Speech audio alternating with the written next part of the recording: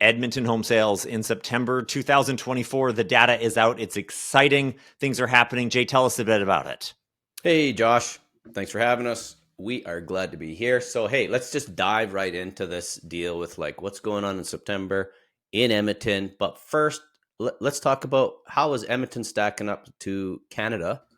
So let's just talk about that first. So in Edmonton, the average price of all property types is $440,000. The national average is $717,000. It's $277,000 cheaper to buy a home in Edmonton than the rest of the Canadian average. So you know what? This is still an amazing spot to be. And I would encourage you to dive into this market and then see what else we can find out about it. That's absolutely incredible. Average incomes in Edmonton are the same or barely higher, actually, than those other markets. It's kind of hard for me to understand how people even get homes Right. outside Yeah, of totally. Edmonton. Yeah. Yeah, absolutely. So, okay. Inventory is the first thing we like to talk about here when we're speaking about these monthly updates. So we see a number of 5,701. Looks like we're dropping a little bit here. And it is true. We're about 4.5% lower this month for new listings relative to the last month.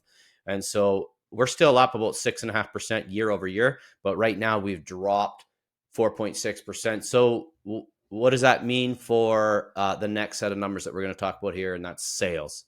So the story is sales are down, and they really are. They're 2256.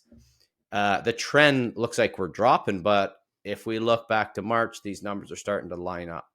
Here's what I'd say about this is that as inventory drops, the amount of homes that our buyers can buy and the choice of them is dropping as well.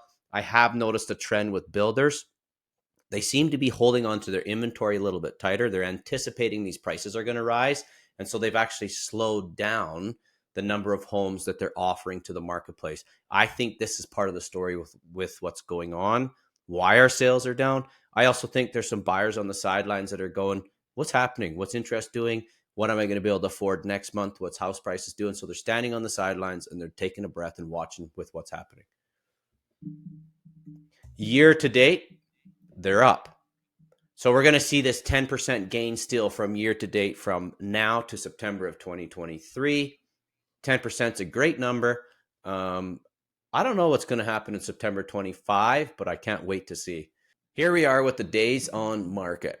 So what's happening with day on market? And we're going to just do what we always do. We're going to talk about month over month, year over year, day on market. Here we are for detached, 37 days on the market.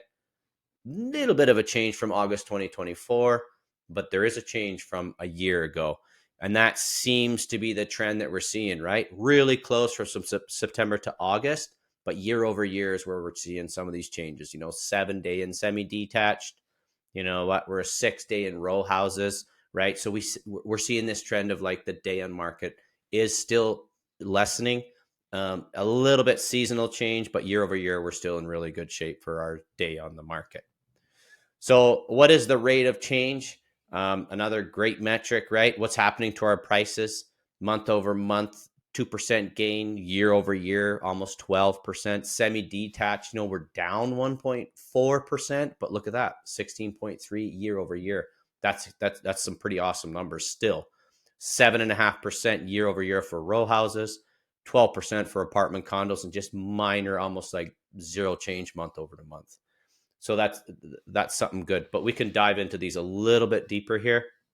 Yeah. What I find interesting looking at this, Jay, is like right now detached is up this month and some of the others are down, but in previous months, it's been the other way around. So different properties types are different each month, but I don't know that month over month is as big a deal as what's going on year over year. We'll see some of the kind of previous months on each of the types here. Right. Yeah. So as you can see, right, $10,000 difference in detached homes from month over month, right? But if we look that's like a big jump, actually, that's big. I think that's the biggest jump we've had all year. Mm-hmm. Yeah, and I think this might even be the biggest number we've seen all year too. So it's going to be very interesting to watch what happens in this last quarter. We have 2 more rate announcements coming, so these numbers are going to be fascinating to watch. But yeah, detached homes, $507,000, up $10K over August. we're doing great in this market here. So what does it look like for our semi-detached? Now we're starting to see this trend of a little bit down, right? But overall, we're real close. Like April was 400,000, May was 410, and here we are in September at 407. Not massive changes, just little turbulence along the way, little changes. That's about it. So townhouses 289, real close, right? $1,000 change. And so that's really nothing. If you think about this townhouse, though, super interesting, right? $289,000, the high roller last month. So the highest, the most expensive townhouse, $608,000. So we can have these little blips that'll change things around, right? So we're close. Our market, our townhouse market, is still quite healthy. Apartment condo, what's going on with that? $190,000, really close, very much the same. So we're just seeing these buyers that haven't seen massive price changes yet. We haven't seen a flood of buyers yet. So I think it's just par for the course. People are buying if they really have to. A lot of buyers are standing on the sidelines and waiting to see what happens. And some of the sellers are now controlling their inventory. In my mind, that's the update for what happened in September.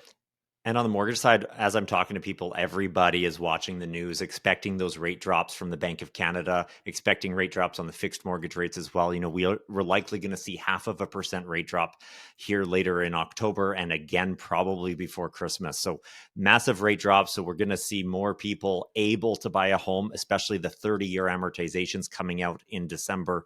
So we're going to see more pressure on first-time home buyers coming to the market, being more able to buy. So, right now is a good time to look at homes, or at least to start to get ready to consider if you're thinking of buying a home in the next year or so. If you like the content we're bringing to you every single week here, make sure you hit the bell there, subscribe to our channel, maybe drop a comment. We'll respond. Looking forward to bringing the next one for you next week. Thanks, everybody.